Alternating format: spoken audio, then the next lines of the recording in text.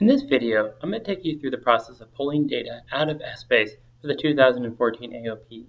The topics we'll be covering are building an Essbase pull from scratch, fin statement AOP, AOP at the new plan rates, at plan rate, which are the historicals at the new plan rate, divisional attributes, divisional P&Ls, and then finally an employee pull. So let's start with building an Essbase pull from scratch. So the first step in any Essbase pull is to connect to the database.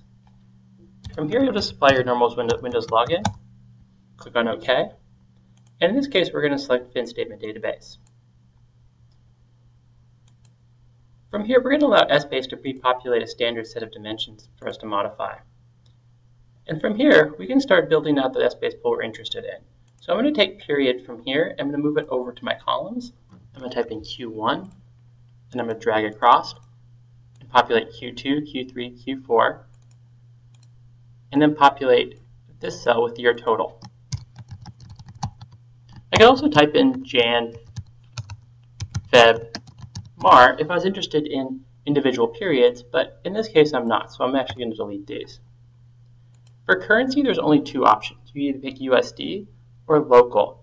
And for this poll, I'm going to put USD in. I'm going to type AOP here for this scenario. The year is going to be FY14. The version is current.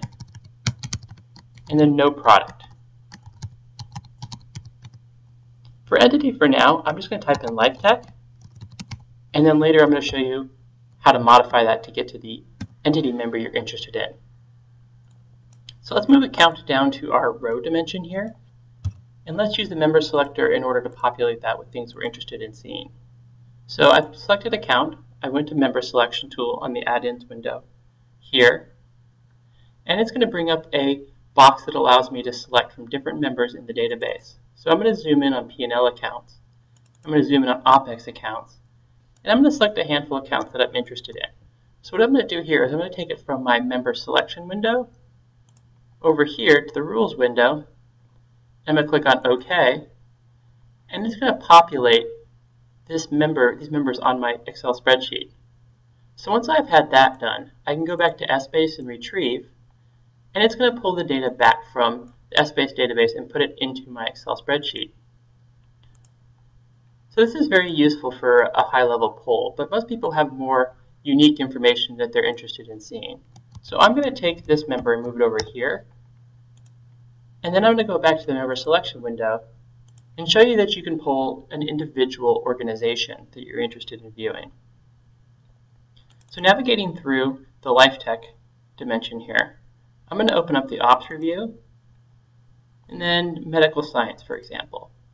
So I'm going to add medical science here, and then I'm going to copy and paste and put it down the row here. Now when I retrieve, I'm going to get information that's particular to the medical science poll. There's nothing else populated right now, and this number is actually fake anyways, but it represents how to get information out from the medical science entity member and put it into Essbase. So let's review some of the other polls you can build. This is very similar to the poll we just did, except it includes freight and variable costs. This next poll here allows you to see the difference between AOP and AOP at the new plan rates. So what the new plan rates are rates that we've chosen to reset because they're deviating from the rate that we chose back in 2008. So here, once you use the new plan rate, you can see what your AOP will look like after you've done the currency conversion. Also, we've added a tab for at plan rate at the new plan rates, which means that historically, you could see how if those plan rates were effective years ago, how they would flow through and create historical information in your particular entity member. The next one here is this divisional attribute, and we've reorganized this here into life sciences, GMS, and applied. And this divisional attribute reflects that. So if you retrieve on this, you'll be able to get those basic cost buckets that we have shown you by the different members in the divisional attribute dimension. Also, we have platform P&L based upon those divisional attributes as well. Here I left platform P&L for reference, But down here is the divisional P&L. So if you were interested in something like medical science, or at a higher level, something like applied sciences, you can go to the member selection tool here and pull that member back by drilling through and adding it to your member selection.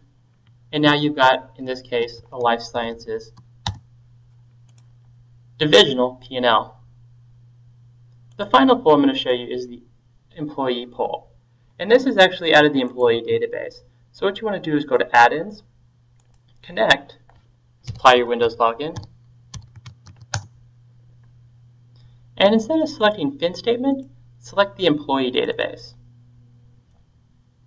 So now that you've selected that, once you retrieve, it'll pull information back from the employee database. I'm not going to do that here because this is confidential information, but if you pull, because when you have access, you'll be able to see headcount by these different buckets: current employees, temporary employees, which are employees that are paid through Life Technologies payroll, and finally to be hired employees. So this concludes this tutorial. If you have any questions or comments on it, please see our LifeLink page and tell us what you think.